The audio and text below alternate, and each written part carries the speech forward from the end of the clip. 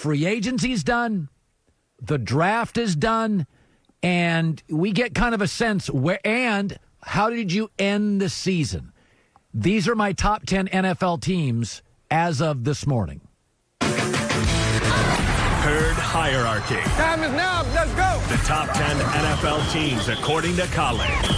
Number 10. Denver Broncos won 4 of their last 5 games. And remember, Bradley Chubb, their number 1 pick a couple years ago, missed 12 games. He now returns with Von Miller, 2 elite edge rushers.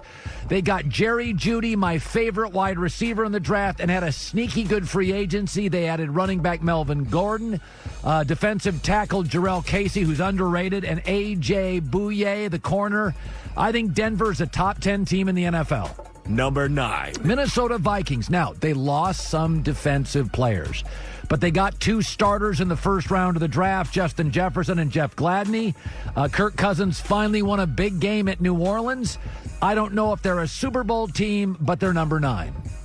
Number 8. Chargers had, again, a sneaky free agency. Pro Bowl guard Trey Turner, left tackle Brian Beluga, and a tremendous corner in Chris Harris. Then they moved up in the draft to get a starting linebacker from Oklahoma, Kenneth Murray.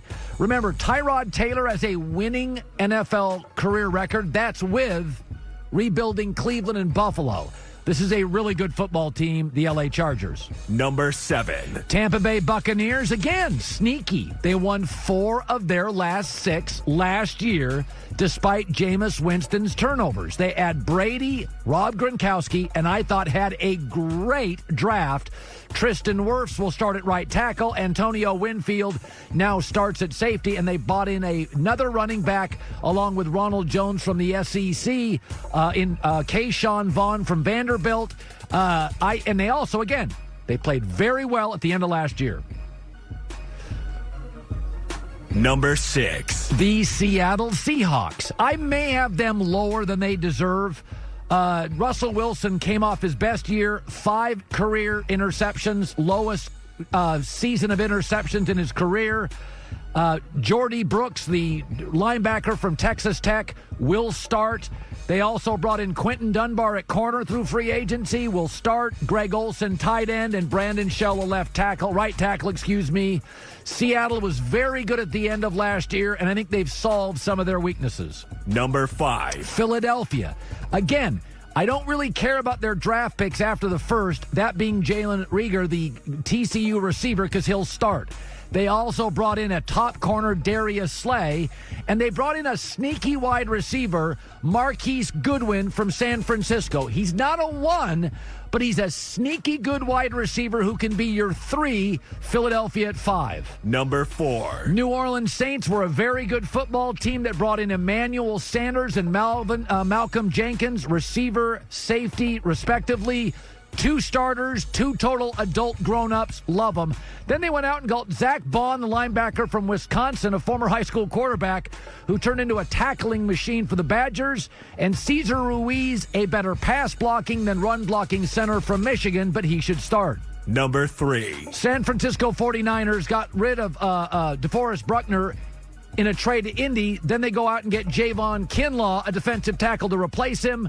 Also add a Pro Bowl left tackle in Trent Williams, who Kyle Shanahan knows from D.C. Brandon Ayuk, a wide receiver. They lost Emmanuel Sanders. They bring in an explosive receiver. It looks like to me San Francisco is no worse off than last year. I think Trent Williams, if he's healthy, is probably right now an upgrade at left tackle over an older Joe Staley. Number 2. Kansas City. They didn't have to make a bunch of moves. They bring back 20 of 22 starters, so the Super Bowl champs don't have a lot of spaces.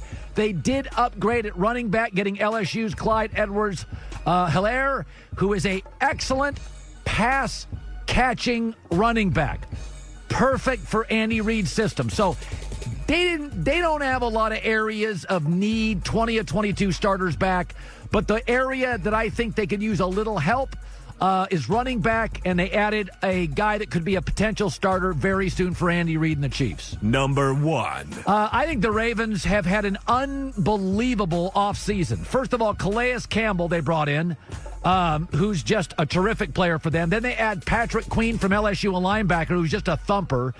J.K. Dobbins, I don't love him as much as I loved Jonathan Taylor at Wisconsin, but he will play immediately.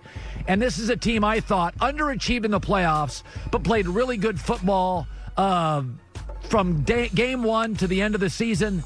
So I think the Ravens are my best team in the league. I'm not going to be tough on the Ravens if they don't have a bunch of draft picks that start. Like Kansas City, I just don't think they have any openings. I think if you look at Kansas City, their first pick will start. If you look at Baltimore, their first pick will start. After that, they're just too good. They just don't have... There's a reason that the Chargers are willing to give up a bunch of picks to get a linebacker in the first round because they just don't have any openings. The Chargers have two of everything. They just don't... They needed a linebacker. That's about it. They solved their guard and their left tackle in the offseason with free agency. So there is my herd hierarchy. Hi, everybody. Thanks for watching. Subscribe here to get the latest from the show.